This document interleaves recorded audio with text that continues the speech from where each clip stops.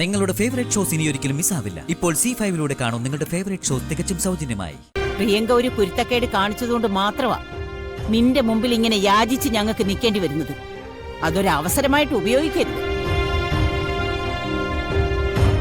അകത്തിരുന്ന് പ്രാർത്ഥിക്കുമ്പോ പ്രിയങ്കയുടെയും വരുണിന്റെയും ജീവിതത്തെക്കുറിച്ച് മാത്രമേ പ്രാർത്ഥിക്കാവൂ. അല്ലാതെ വരുണിനെ കുറിച്ച് വേറെ ഒരു ചിന്ത നിന്റെ മനസ്സിൽ വരാൻ പാടില്ല. മനസ്സിലായോ?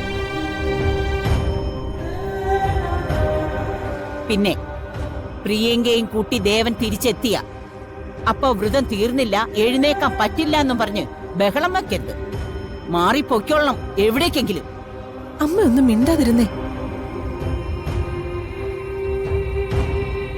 മോള് നടയിലേക്ക് ചെല്ല്. നിന്റെ പ്രാർത്ഥനയാ നമുക്ക് രക്ഷാകവചം.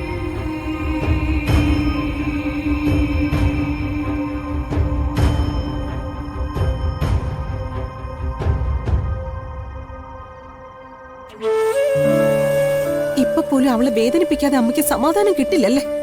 പറയേണ്ടത് പറയേണ്ട സമയത്ത് പറയണം. അതാ എന്റെ ശീലം. നീഞ്ഞു വന്നേ.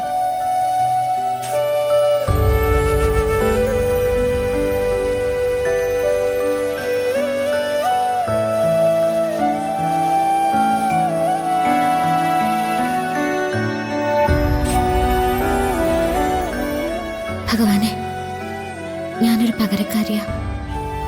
പക്ഷെ എന്റെ അച്ഛനെയും അമ്മയും എന്റെ കുടുംബത്തെയും രക്ഷിക്കാൻ ഇതല്ലാതെ മറ്റു മാർഗങ്ങളൊന്നുമില്ല. അടിയന്റെ പ്രാർത്ഥന അവിടുന്ന് സ്വീകരിക്കണം. വരുണിന് വേണ്ടി ഇന്നിവിടെ നടക്കുന്ന ഈ പൂജ ഒരു കുറവില്ലാതെ അനുഗ്രഹിക്കപ്പെടണം.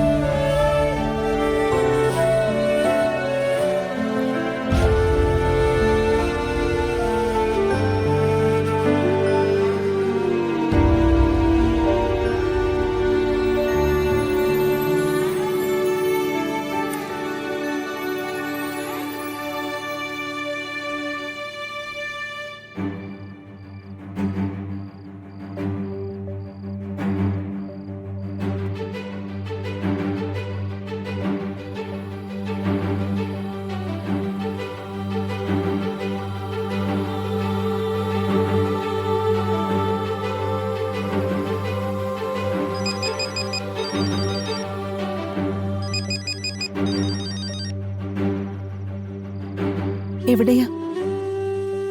ഇരുട്ടല്ലേ യശോദേ, സ്ഥലമൊന്നും വ്യക്തമല്ല. ഒരുപാട് സ്ഥലത്ത് ഞാൻ തിരക്കി, ആർക്കും ഒരു നിശ്ചയമില്ല. ഞാൻ ഇപ്പോഴും അവളുടെ ഫോണിൽ വിളിച്ചിരുന്നു, ഓഫാ. ചതിച്ചു പുറപ്പെട്ടവള് കരുണ കാണിക്കുന്നു വിചാരിക്കുന്ന നമ്മളൊക്കെ അല്ലേ മണ്ടന്മാര്? അല്ല, അവിടെ എല്ലാരും അറിഞ്ഞോ? ഇല്ല, ഇവിടെ ആരും അറിഞ്ഞിട്ടില്ല. കണിമംഗലത്ത് നിന്ന് എല്ലാവരും പ്രിയങ്കയെ തിരക്കി വന്നപ്പോ രാധിക പൂജാമുറിയിലുണ്ടായിരുന്നു. അത് പ്രിയങ്കയാണെന്നാ അവര് ധരിച്ചത്. ഞാനും അമ്മയും കൂടി രാധിക മോളെ അമ്പലനടയിൽ എത്തിച്ചു. പ്രിയങ്കയ്ക്ക് പകരം അവൾ അവിടെ ഇരിക്കുക. അത് അവളുടെ മഹത്വം. പക്ഷേ അനുഷ്ഠാനം അങ്ങനെയല്ലല്ലോ വേണ്ടത്. രാധിക എങ്ങനെ പ്രിയങ്കയ്ക്ക് പകരക്കാരിയാവുന്നത്?